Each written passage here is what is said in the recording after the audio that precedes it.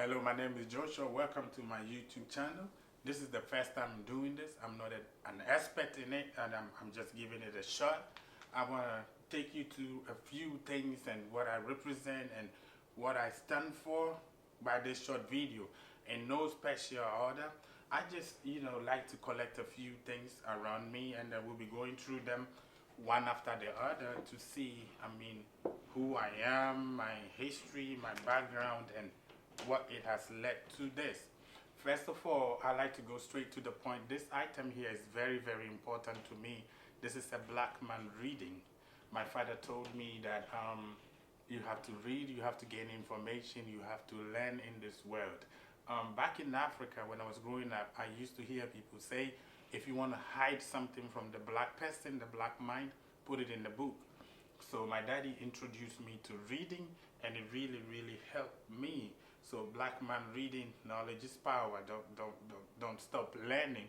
And I don't mean the brick and then mortar for square room learning, but anywhere you can gain credible information that is valid and reliable, get it. It can be from an expert, it can be from friends, it can be from older people.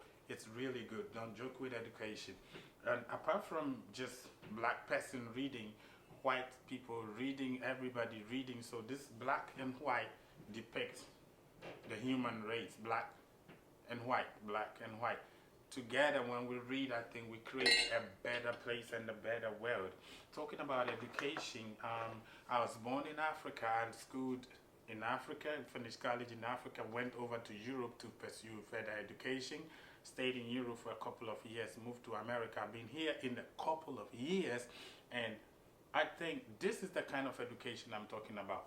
Every education you attain, I believe the best goal is to come together and make the world a better place. A better place. Regardless of people's worldview, their religion, their race, or whatever they believe in, we just have to all come together and make the world a better place. I was born in Ghana, moved to Europe, and then studied there, lived there for a couple of years, moved to America. I'm kind of a world person with a multiple worldview, interacting with people from so many cultures. In fact, when I travel nowadays, I want to go to new cultures, new people where I can learn new things. And that is what I advocate. Let's all come together and make the world a better place. Don't learn to deplete the world, but learn to enrich the world. The next thing here for me is a lion. I really like this. I bought it from a shop that I went to. It's not that expensive. It costs you a few dollars. The lion, I don't want to be a victim in any situation. I went to a high school in Ghana, Suhum Sektek. I like that school. I have a very, very funny story about that school. So, long story short, my dad's friend was one of the senior housemasters of some of the best high schools in Ghana. And he wanted me, when I finished junior high school, to come to that senior high school. But my father said, no, I want my son to go to Suhum Sektek. I did not understand, but as a child growing in Africa, you can say no to your father. So I just went in there and I learned life, how to be smart, how to be fast, how to make life decisions, how to survive. Sumsektek, that's one of the best schools in the world. To me, that's one of the best schools in the world. This here is a book that I like. I like reading biographies. This is like a book about top 100 people, and amazingly, this is some people that they were not the richest of all people, they were not all royalty, but these are regular people who paid attention and dedication to whatever they did, and then top 100 people, you have Obama there, you have Mandela here, you have Jesus Christ here, you have Mother Teresa there, of course at the back you have Muhammad Ali there, and I like reading biographies. I learn a lot from them. This book is a book by Mark Murdoch. It's called Wisdom. I believe in wisdom. I love wisdom. Wisdom is a principal thing. Listen, this is my definition from wisdom. Wisdom is the specific application of the Word of God to a current situation. I read the Bible, I saw what Jeremiah did on the streets of Jericho, but I concern myself most about what I can do in the street of Ghana, in the street of Europe, in the street of America. Application of the Word of God to today's problems. That's wisdom. Seek wisdom. Wisdom is very good. This book is a book on Maxwell. John C. Maxwell is on leadership.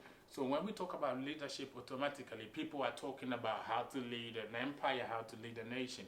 No, I believe leadership is starting from yourself, making good decisions, getting your life, your character, integrity, things like integrity, character, honesty, and leading your homes as fathers, as mothers, and this is where we learn leadership. It's very good to have some leadership skills if you want to go far in this world. This is a ruler. I like it because I use it to measure, and that's in a way I assess my environment. I make careful assessment before I make a decision. In areas where I didn't assess my situation and measure my environment very well, I made some poor decisions that brought me pain. This is ancient Greek book. I like to read ancient knowledge. It's just, an aspect of me that I'm trying to show here, what I'm made of. I like to read and gain knowledge from history, from the things in the past. You ever heard to say history repeats itself? I like the old knowledge. I like to learn from older people, people that are wiser than me. And I don't have many friends my generation. Most of my friends are older people. I learn from their mistakes. I learn from their advice and a lot of things. Of course, the number one thing for me is the Bible. This is the Dake's Bible. It's actually a gift from my sister, Ellen. Rest in peace, Ellen. So Ellen had a few collection of items and things, and then before she passed, I had to relocate to another state to pursue some dreams, and she called me one day. She said, "Of all the things I have, I leave you with this. That's the Dake's Bible. This will give you everything in this world." It is a great thing to have. Listen, whether you believe in heaven or not, just get a Bible. There is some wisdom facts in it that is good when you apply to your life. I recommend the Bible to you. Try to read. Start from the book of Proverbs. You will love it. You will love it. This year I bought it from a shop. I was just, going through the malls. I like going to the malls. The expensive shops, the cheap shops, everywhere. I like to, learn a few things. This right here is what I gained from the mall. I truly, truly like it. It says you must follow your own path. No one can choose it for you. See, sometimes we want to do things, but we want people to kind of accept it and kind of like it. If you do that all the time, you cannot do nothing. Sometimes you have to believe in your own convictions directed by the Word of God, and then take that giant step, and you will go far, you will go places. Of course, this is the cross. Oh my God, I've not been perfect. I have made some very terrible mistakes and lived in some regrets. This is where Christ came in, took my past, my failures, my sins, and exchanged it for His righteousness. So right now I'm walking in inherited righteousness and mercies of God. This is the cross. This great, this really, really very, very important to me. I keep it at hand, and these are items that I put in vantage points that I see daily, and they remind me of my journey so I don't forget myself. This right here, I'm Ghanaian.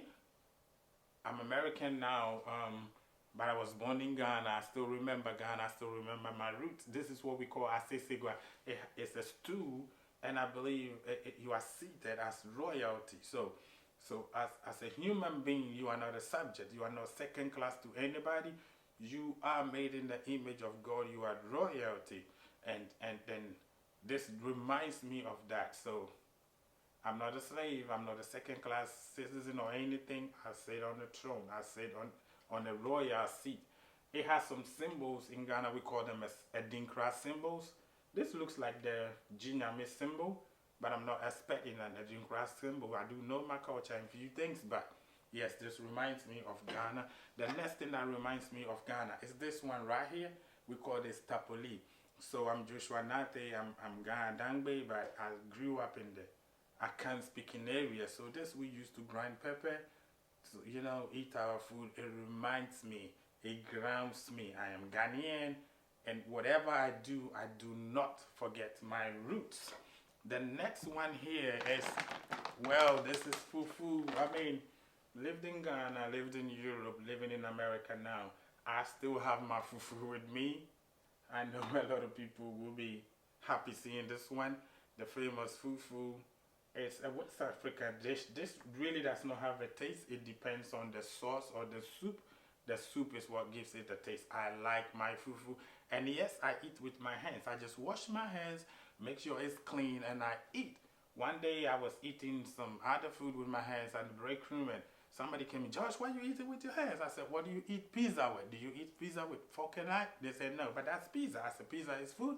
I eat fufu with my hands too. I just wash my hands and it's clean. I'm Ghanaian.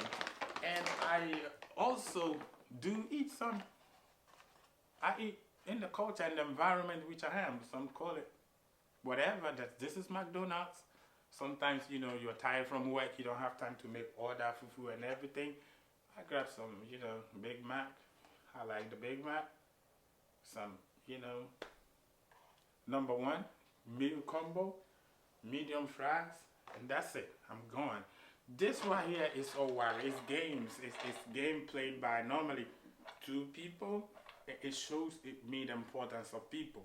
You cannot play this by yourself. This, you know, this world, you know, this whole doing things by yourself thing is not a good thing. Learn how to work with people. It will be difficult. People can be difficult sometimes, but learn how to work with people and life gets better. The next thing I have here, in no particular order, the next thing I have here is a flask I bought from the Muhammad Ali Center. I like Muhammad Ali, and this very flask communicates tones and a lot to me.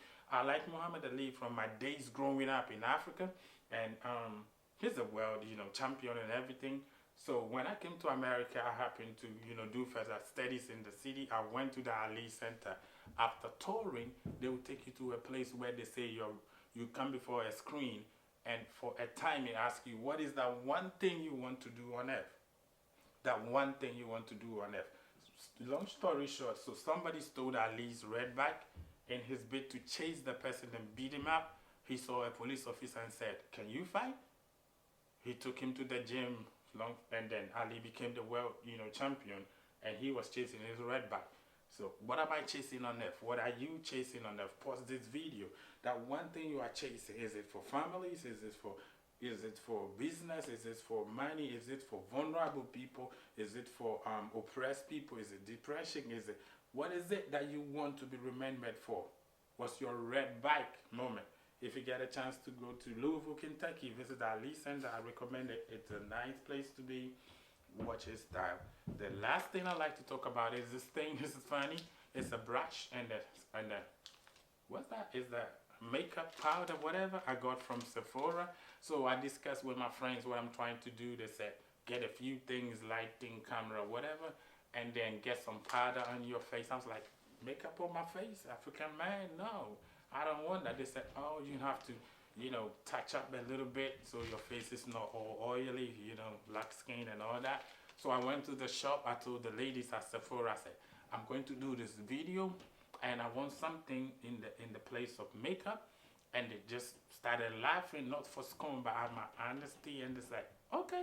They took me to, you know, one place, started applying some on my face, and at the end of the day, they got me a good color, and I think I like it.